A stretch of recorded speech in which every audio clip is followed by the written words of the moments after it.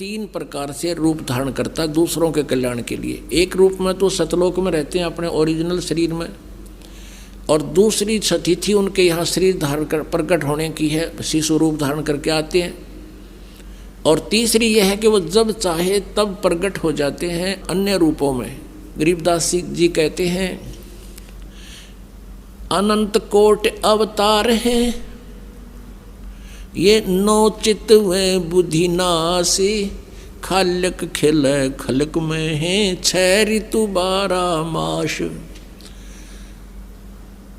के उस परमात्मा के तो अनंत अवतार हैं, अनंत बार यहाँ प्रकट होता है, असंख्य बार। और ये 9 चित्त में बुद्धि नाश, यानी बुद्धिहीन लोग केवल 9 ही अवतार मानते हैं।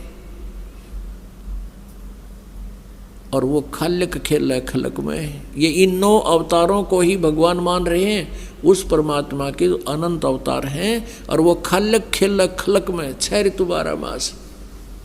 और भगवान क्या बताते हैं, जहाँ जन की महिमा सुनो ता मैं गमन करंत, वो तो नगर निश्चिंत बसो जहाँ मेरे प्यारे संत। अब जो वेद बताते हैं वो परमात्मा गति करके आता है और हमारे आध्यात्मिक यज्ञ में आता है, आध्यात्मिक अनुष्ठानों में भी वो गुप्त रूप में रहता है और अच्छी आत्माओं को आकर मिलता है।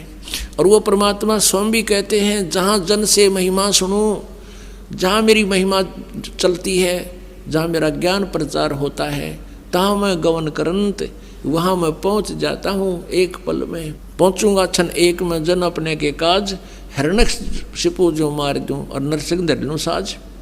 तो यहाँ परमात्मा कहते हैं जहाँ जन से महिमा सुनो तहाँ मैं गमन करंत, वहाँ पहुँच जाता हूँ गति करके।